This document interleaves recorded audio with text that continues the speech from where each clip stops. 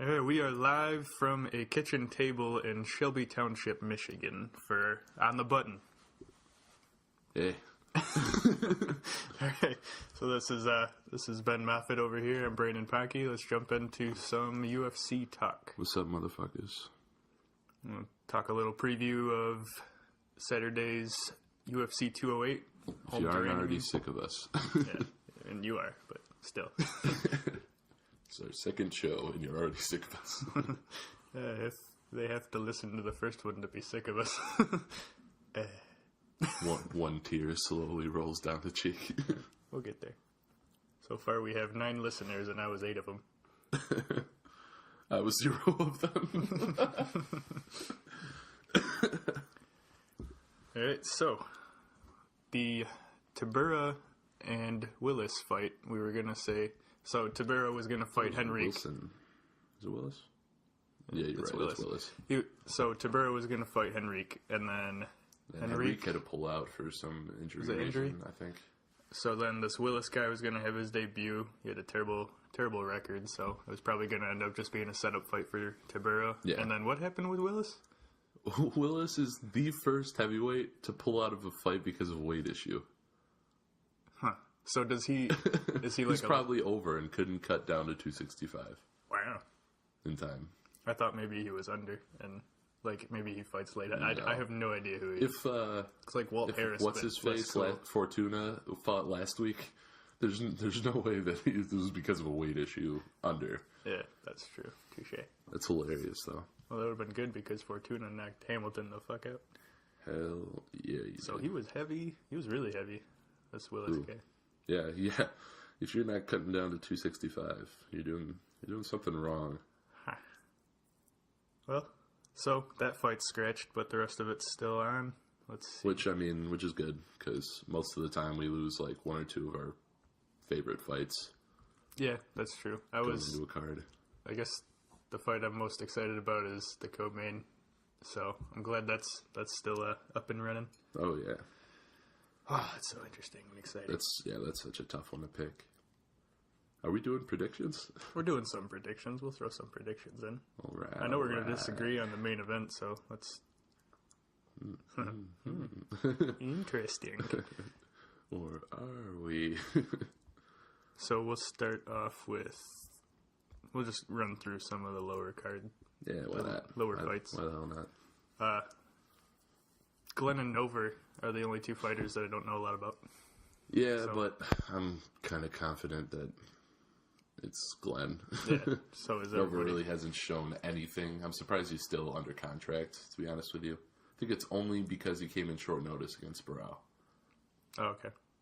Because actually, he had fought a few times in the UFC, got cut, fought outside the promotion. I'm pretty sure he's lost 2 straight since he came back. Yeah.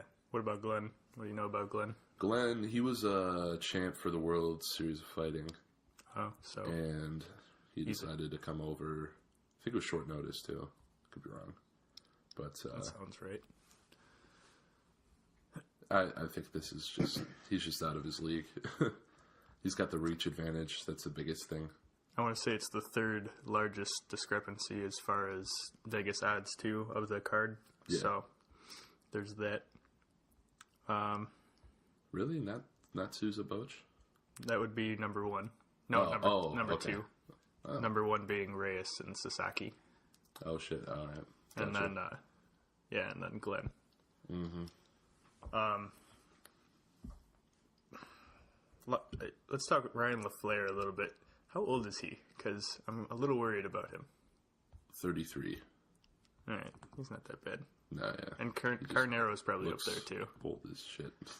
Carnero in his picture, he looks like he's like a Nosferatu. Chinese monk or some shit. I'm seeing Nosferatu. If you ever saw that black and white, the first Dracula movie, it's exact. Or SpongeBob SquarePants, he's the one that's turning the lights on and off. Nosferatu. Yeah, that's him. I totally see that, actually. Yeah, it's a black Nosferatu. How about the Brooks McCall fight? By the way, I think it's close.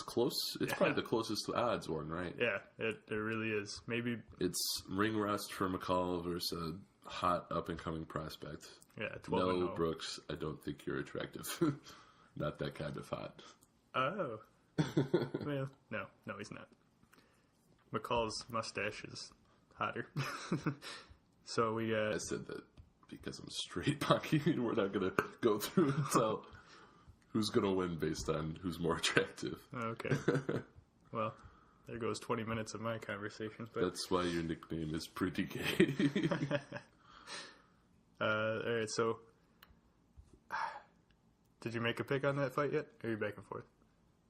I think I'm going to stick with McCall just because he was impressive when he was on top, when he was, he was good. At the time. And for a guy coming into the UFC, his first fight against pretty much a top 5 guy in the flyweight division, that's a tough pill to swallow. Yeah, that's true. That's a difficult debut. I mean, we've seen bigger upsets for debut guys before. That's for sure. Like last week with St. Preux. Yeah. But, and yeah, I don't think I can pick against McCall in this fight. Yeah, I'm probably gonna ride the underdog train on that one. To be honest, I'm often on that train, so there's that. But good for me. Let's jump up to some of the top fights. How about Poirier and Miller? I know you've been really back and forth with this one, but I really haven't been wavered at all. Poirier's, I've been a fan of his for a while. And even though he got knocked the fuck out in his last fight, I think he rebounds strong against Miller. He's faster, he's younger, I think he's a better striker. You think he's good enough on the ground to hang with Miller if it goes there, when it goes there? That'll probably go there. I think he can do enough to stay standing. Because I think or get back quickly. One of the issues for Poirier is that I don't think Miller's got the kind of chin where he'll get dropped, but he never goes out. Well, I mean, just keep throwing until he does. Yeah, he's going to need some kind of TKO, but it'll be down to how Miller can fight off his back if it goes to there, or if he can even get Poirier down. He'll try and use his jabs at first, but you don't want to try and... He doesn't want to strike with Poirier in this fight. Yeah, I don't know about that. But, all right. Thanks. About... Well, you're wrong, Mike. Thanks, Joe. Wish I had a jab. Teixeira Cannonier? That one is a little closer than I thought originally. Yeah. But it's really hard to pick against Teixeira. Yeah, I think the only reason it's hard for me is Cannonier showed so much growth between 2 fights ago. In his last fight, he fought very intelligently in his last fight. Yeah. But, yeah, he's definitely, he's very impressive, but this is a big jump. Yeah. Yeah, and this is also, like we said in the last one, this is how much is Teixeira recovered from that knockout by Rumble. Cause there's holy hell. I'm picking Teixeira. Tim Bosch is a huge underdog in this one against Souza. I would laugh so hard if he knocks him out. I know, because it's Which weird. Could happen. There's a part in my brain that's seeing that happening. Yeah. I'm not getting the real feels about it. It's a small percentage. I think he could land one and shake him up, but then Souza would immediately get it on the ground and control him. Yeah, it would have to really rock him, and once it does, Bosch can get on top, and he would put him away. But unless Souza submits it's got to be that perfect right hand. Yeah, that's a small percentage. Chance. Souza has to be rocked to the point that he can't recover, like the spinning back fist from Romero kind of shot. And Bosch can do that with his right hand. Fuck Romero. Yeah, fuck Romero. We'll get to him. Yeah. We'll get there. But I'm not picking against Souza. Yeah, there's no way. It's just that possibility of a real wow moment on the night. Yeah.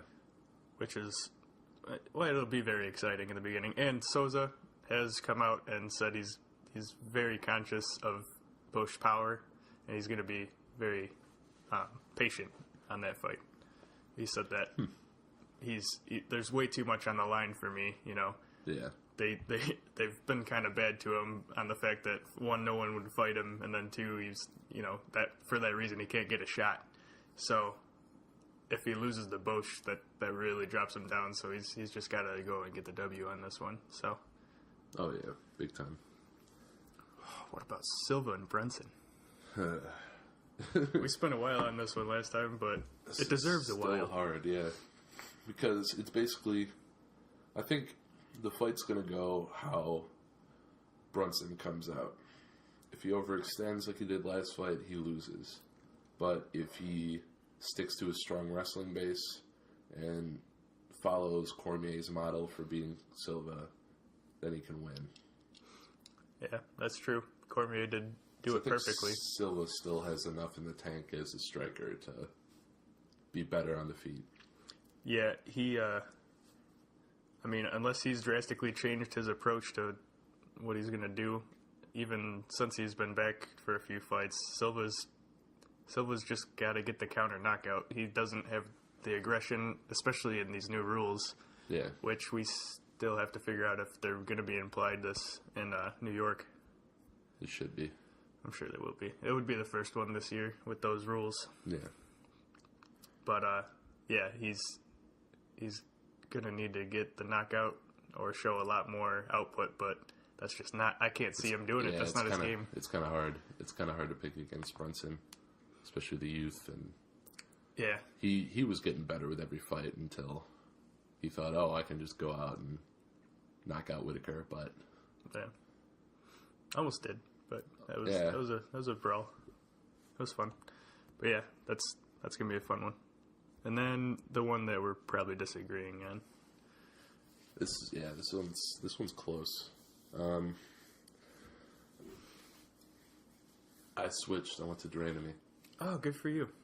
Yeah. Just the way she strikes and the power she puts behind it, I don't think Holm can keep up with that. I kind of think she's going to come out a little tentatively, especially coming off a couple losses, because that's how fighters do. It's just what they do. Yeah. And very Anthony Pettis-like, where you start to doubt yourself, and she's going to push Duraney's going to push the pace a little bit, put some pressure on her. I think she's going to land the harder shots and either finish her late or it's going to be a decision. Yeah, I can't shake the gut feeling on her. Yeah. She's that she's just got it. That picks the one. Something's just The whole time I had that gut, like when they announced that as the main event. Everything on paper should say that Holm will win, but I don't know about that because just based on her track record as an MMA fighter. Okay. Versus Duraney's. Straight just UFC. They both, Duraney had a very strong kickboxing background, and Holm had a very strong boxing background. So but then I'd say those cancel out. Yeah, but then Duraney has the world-class, championships in jiu-jitsu. Yeah. And that's I think that, yeah. I didn't see that. Yeah. No, Muay Thai. There you go. I was like, Muay Thai is basically a form of kickboxing. It's similar. Yeah. That changes. Okay. It's a form of striking, so yeah. Yeah, in my head it was jiu-jitsu, and that's completely ruined my entire reason for picking her. But I'm going to stick with You're an idiot. A lovable idiot. Sometimes. But, yeah. Yeah, you had that one stat, though. It was like, the people Duranamine has beaten. 0-6 in the UFC. Yeah, 0-6 in the UFC. She got effed up by Nunes in 2013, and then has won 2 fights since then. So it's been a while. But the reason she lost that fight was grappling. Yeah, and that's not going to happen in this fight. I think what's interesting too, we're going to have to look at Holm is going to be very tentative in this one because she is so focused on trying to not just be the Rousey knockout and then fade away. And, she said that the last couple of fights, and it's slowly happening. First she gets choked out, then Shevchenko picks her apart. And I think Duraney has a very solid base to look at on how to pick Holm apart. Yeah, so it's based on that fight alone. A Not lot the of- Miesha Tate fight, because she's not a strong grappler, but A lot of pressure on Holm. Almost you could say more because... there is more pressure on Holm. Yeah, because Durandamy's like, oh, okay, well, I've beat no one, but now I'm about to beat former champion. Yeah. So, yeah, that's UFC 208. What about, just to go back, did you take Brunson? Yeah. Yeah. I was back and forth. I think originally I took Silva. Yeah, I'm going with And my then I gut. was like, nah, Brunson. He's going to fight intelligent enough. Yeah. Yeah, I'm going with Anderson Silva with the catching him on a counter. Good. Then I can Late catch up to first you a little round or bit. early second round. Yeah. Yeah, you gotta do some catching up in the fantasy. Well, that was literally because I forgot to make my picks, and Yeah. I have a job where I work at on Saturday nights. Oh, okay, there you go. It's like, but what's the name? Oh, On the Button 2017 is on UFC.com/pick'em. If you guys want to challenge us, see if you could even come close. Bitches. They're not gonna get it, but They won't join it. yeah, no one's listening. So let's see. Oh, let's talk Romero and Bisping. Fuck Romero. Yeah. Soldier of God, and he's the cheapest motherfucker in the UFC. Eye pokes, nut shots, all day, every day, gloating and shit. And then- Fuck him. Everything that happens, he complains on the other end too. Oh, what? I didn't poke him in the eye. Shows him straight up stabbing him in the eye with his fingers. It's not, I don't think he was doing it Three Stooges style, but maybe. Shut the fuck up. Sorry, but what was his? Oh, that he made a GoFundMe page for Michael Bisping's medical expenses. That's kind of God. fucking hilarious. yeah, it is. But besides But that, fuck him in the face. don't do that. Don't do that. I highly suggest you don't do that. But Yeah, All of it's it- hard to pick. It's hard to pick Bisping in that fight. yeah, It's hard to pick Bisping in most fights. it's hard to ever pick Bisping.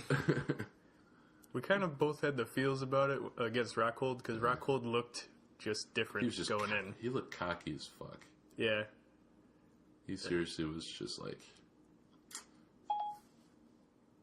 Hi. hi Siri. Siri, I didn't say hi.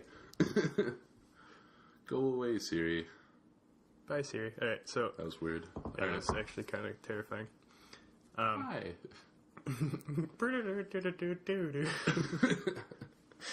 Alright, so let's see. Did they ever make that official? What? Romero versus Bisping? That's gonna happen. That's gonna happen. I don't think they've picked a card yet because Bisping had surgery recently. That's right. He's not supposed to be back till like May, but Romero's getting the shot. Yeah, because first, It's literally going to be who was more impressive out of those two fights that they set up with Rockhold Souza and Romero Weidman. yeah, And then Rockhold had to pull out, so it's like, well, I guess you guys are getting the shot. so first Bisping was having talks with the catchweight fight with Woodley. Yeah, Then- but that fell through. Well, I think there's only been 3 title fights that ended in a draw, so you gotta do that rematch with Wonder Boy for Oh, Woodley. yeah. That would have been I bullshit had to Wonder not do Boy it. in that fight, too. Yeah, and Wonder Boy is still the favorite in that rematch Is right he? now, Wow. minus 120 to even. So, That's kind of surprising, actually. um, I expected the way that he rocked him and everything that Woodley would be the favorite. I think Everybody it's likes a knockout artist. yeah, but I think it's the fact that social media was very on the side that Wonder Boy won that fight. Mm-hmm. So, There's skepticism about whether that was a 10-8 round or not. Which, honestly, it I probably think it was. Yeah. and that was even before the rules changed. So yeah. Yeah, even that then. definitely would have been no. But then I think that's part of the reason why they changed the rules. It's because, like, there shouldn't... stuff like that. John McCarthy's like, there shouldn't have been any skepticism because he dominated him for 5 minutes. Yeah. And, he was right. And then, but after that fell through, there was talks with Bisping trying to get GSP. Oh, yeah. They all want the money fights right now. Woodley wanted GSP. Woodley's like, oh, give me GSP or Nick Diaz or whatever these motherfuckers. But they all want the money. You got to... McGregor opened the door. Like, it's all about the money, but you got to start feeling like Bisping's running from Romero a little bit, and Romero definitely feels that way. Of course he is. I mean... I would. Dan Henderson should not have gotten that shot. Let's be real. I love Dan Henderson. I think that was like... That was fun to watch, but... That was like we love you, Dan. This is probably your last title shot you'll ever even come close to, and it's Michael Bisping, so it might happen. Yeah. And the overhand rights landed a couple times. So... Fuck it, why not? Yeah, and then, And then they could put who they actually want to hold the title in there. Well, because Henderson said it was going to be his last fight regardless. Yeah. Oh, you mean, yeah, okay, yeah. If he had won, it's like, oh, then we can do, hey, Romero Souza fight for the belt or whatever. True.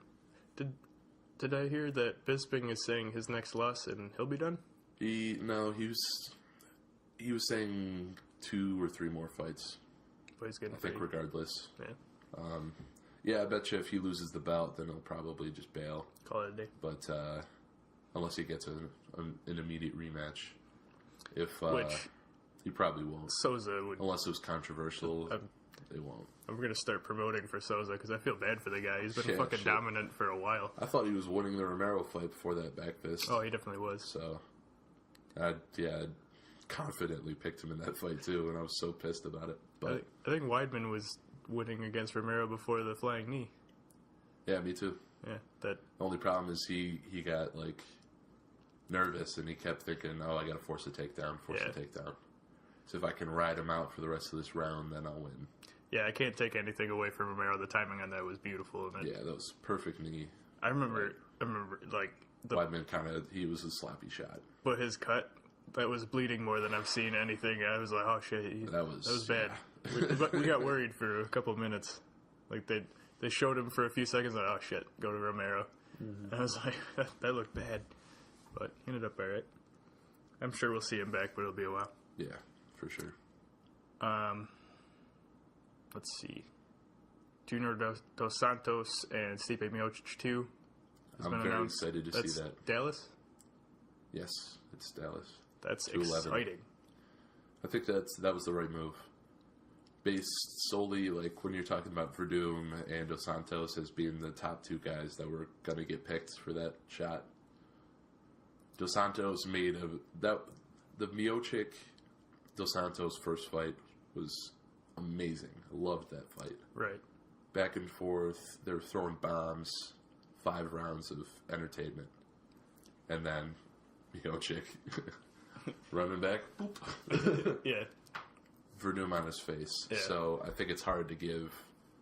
They want a fight that people want to see, and Miocic trying to get that loss back is a better story than Verdum trying to get his belt back. Well, every especially aspect after all the of controversy about the Brown fight. Yeah, every aspect of it. If you're looking at their last fights, was Dos Santos' last fight when he picked apart? And Ben's dead a little bit. I think Verdum's last fight with Brown was controversial and everything, and Dos Santos' last fight was against Rothwell, where he just picked him apart with jabs the whole fight. And Rothwell was so close to getting a shot. If he had won that fight, he would have gotten a shot. But. Yeah. So, and then if you're looking at their fights with Stipe, mm-hmm. I think that was the more deciding factor because their resumes lately have been pretty similar. Yeah, and even if you set the Kane fight falling through for Verdum. Even if you set all of that aside, it's Dos Santos is a lot more of a loved guy. There's a lot more people. I mean, he's always going to be huge. Stipe and Dos Santos are 2 of the most respectable guys in the UFC. Just how they go about every fight. Yeah, and they don't try to stir shit up just for the sake of stirring shit up. Yeah, I actually just saw it. Sorry, I just saw the end of the the decision they showed, and Dos Santos was like, "You got to give it up for Miocic. He's a great guy. It was a great fight. I mean, look at my face, all this shit." And I think that's a fight people would want to see more.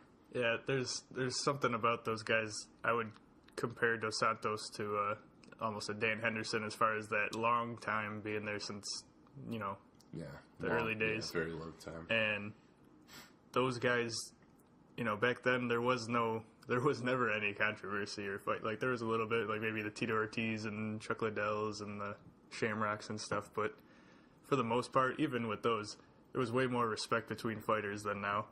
Oh yeah, and those guys like show an old it. School brawl.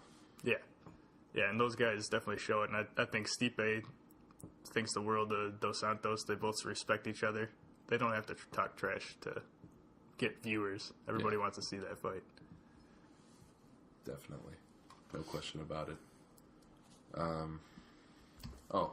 I just saw something that's been proposed about the UFC instilling instant replay when it comes to controversial finishes. Oh, okay. So, Wow. Which a great example was the Roundtree Jolly fight last week.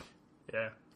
Because the first knee, completely legal. Yeah. The second one, he was downed, and it looked like it either hit him in the head or it was very close to the head. And that could have been a disqualification. Yeah. Right when it happened live, I was like, oh boy. This like... So the first knee, I was like, oh shit. He got it. What an impressive. And the second knee, I was like, oh, they're about to take it away from him. And they're going to leave it up to the refs. So it's like if they don't know for sure, they didn't have a good look at it, they can go back and make sure. I like that a lot. That's a good thing to bring in. Especially because... You can't use that on every finish. Like, oh, did the guy actually tap? Yeah, it's not going to be like NFL, any scoring play. Like the Stipe Overeem fight. It was like, I felt him tap, so I let go of the choke. But instant replay clearly showed that he did no such thing at all. As Joe Rogan ripped at him for that. That was hilarious. That was beautiful. That's when he decided he'd never interview another knocked out opponent. Yeah. I like that, though, because things are happening so quick for these refs, and it'd be nice, kind of like baseball. If it's just too close to call on the field, let's go take a look at it. And there was never a way that he would have been able to see that clearly. Yeah, because that happened too fast. He was behind it, so Jolly's blocking. Jolly had just shot, and they fell against the cage. Yeah. He'd have to run all the way over there and almost be outside the cage to actually see that second shot. Yeah, exactly. Speaking of weird knees to down opponents, the Tim Means and Charles Oliveira rematch is set. Or Alex Oliveira. Yeah, that was one of the ones. Yeah, that was one of the fights that was mentioned about replaying that and making sure whether it was, which he clearly was down. So my issue with that one is new rules or old rules. That was still down. It didn't change with the rules. Like, a knee down is still a knee down. I liked Tim Means before that, and I kind of lost a little bit of respect for him. Yeah, I get the fact because the first thing he said was, I'm trying to finish fights, and that's what my job is. I'm trying to finish here. It's like, well, there's rules. Well, you can't just kick a guy in the face while he's on the ground, and that was, I don't understand why, like, even the commentators all over the, social media, everything was saying, like, well, that really brought a lot of controversy about the new unified rules. It didn't have anything to do with the rules because the knee was down. Yeah, new rules or old rules, there's still a downed opponent, and you need them straight through the face. So, I don't remember when that rematch is set, but I'm excited to see it. I think it's soon. It might be like 210 or something like that. Yeah, I mean, they had to give Oliveira a certain amount of time for sure.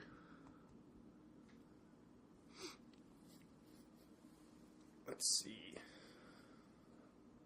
Did you hear about the Barrera? Barrera was a tough 6 opponent, and he's recently been charged with assault on one of his wrestling students. I don't know if it was high school. No one knows what's Barrera's been out of the UFC for years. And I have no idea who that is. I recognized him when I looked at his picture from like way back.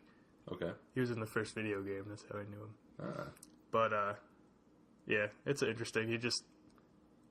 I guess he allegedly just open hand palmed smacked the back of a girl that was in the middle of wrestling, and it left a red mark. And I guess parents That's freaked out. assault now? Yeah, Shit. yeah. In the courtroom, he was like, "I don't really know what the fuck, why is this a big deal? I don't understand." I gotta say, why the hell did he do that? First of all, Yeah. But you're really gonna put him in jail for that? Yeah, there's a lot missing from that story, so we should probably wait till that comes full circle. I assume that it'll settle out of court, but Yeah, I mean, I can't think that he's really financially set right now. yeah, I know, so right? If it's he's been a while. coaching high school and or college kids, Yeah, and I don't think he had that much time in the UFC after the tough. I know he had a couple. that's incredibly strange. Yeah. What about the one champ that died in the motorcycle accident? I did not see this. I never watch one. I don't know Only anything person about I their... know that fights out of one is Ben Askren. Does he? Yeah, he's their welterweight champ. Welterweight, yeah. Yeah, I I liked only know that because he fights out of Duke Rufus's camp in Milwaukee. Yeah, I like that. That's the only reason. I gotta go figure out that guy's name. He's always in the Pettis' corner, or Benson Henderson back in the... Or no, I'm sorry, not Benson Henderson. Other people. Yeah, that back guy. in the day, yeah. Yeah, I liked Askren. Tyron Woodley. Oh, Got it. God, he's a champ. Yep. Got him. You think he splits time between... Yeah, Woodley splits time between Rufus's camp and the American top team in Missouri. I think they have one there, yeah. Yeah, I like that guy. He was just, his reach, the way he used his reach was really the reason I liked Askren. He was good off his back. I don't know if I've seen him fight, actually. Yeah, he had a couple of just like Fox Sports 1 fights in a row. He would just be like a prelim For guy. UFC? Yep. Oh. Yep. Interesting. And Didn't then know that. I know he won one of them, and I picked him. That's probably why I even know his name. So, but when I saw this, I thought of Frank Mir back in the day when he was champ and then Oh, yeah. messed himself up. Messed himself up real bad. Yeah. Lost the title and all that. It would have been interesting days if that didn't happen. Yeah. The rivalry between how him would, and Brock. If that would have been more than it was. Yeah. And whether he could have maybe broken the record for title defenses. Who knows? We'll never know. Always with the what ifs when it comes Yeah, to this. I mean, this is the most what-if sport ever. Let alone the outside, outside lives, outside of the ring. Yeah. Cage. We always get mad when we say ring instead of cage. I do that so much and it pisses me off. Octagon. It's better. Let's see. All right, folks. Yeah. It's going to be that time. Yeah. I'm excited. Enjoy 208. And stay golden, pony boy. Stay gold. Nah, we'll see you next time. We'll probably Ponke will be live tweeting the fights. Yeah. So follow him Yeah, on Twitter I'll be at a bar in Washington Township, Michigan. by himself Yeah. while I'm You working. need to stop working Yeah. Well, on those days. how about we start making money doing this and then I'll stop working. Oh, so that'll never happen. All right, see you guys. Okay.